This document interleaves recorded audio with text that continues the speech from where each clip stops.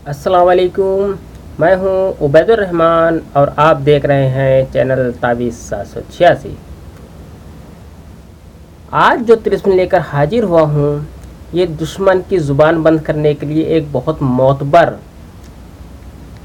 अमल है।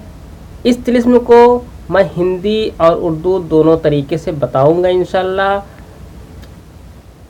इस तिलिस्म को जानने से पहले चैनल को सब्सक्राइब करें, वीडियो को लाइक करें और अगर आपका दिल गवाही दे तो वीडियो को शेयर करें। तो चलिए बढ़ते हैं तिलिस्म की तरफ। जो आप नक्श देख रहे हैं, इस नक्श को आप किसी भी पेन से लिख सकते हैं।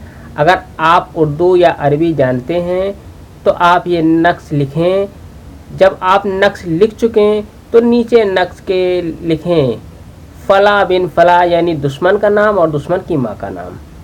अगर आप हिंदी में लिखते हैं तो इस तरह से लिखें जैसे आप नक्श स्क्रीन पर देख रहे हैं, और नक्श के नीचे दुश्मन का नाम और दुश्मन की माँ का नाम लिखें। इस नक्श को लिखने का टाइम ईशा की नमाज के बाद इस नक्श को लिखें, और लिखने के तुरंत बाद नदी, नहर वगैरह, कहीं बहता हुआ पानी जो होता है दरिया वगैरह का, उसके किनारे इस नक्श को दफन कर दें, यानी रात में ही इसे दफन कर दें।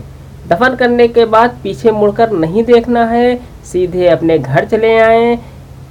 इस अम्र को करने की सुबह में आपको अपने दुश्मन का मुंह बंद पाएंगे इंशाल्लाह।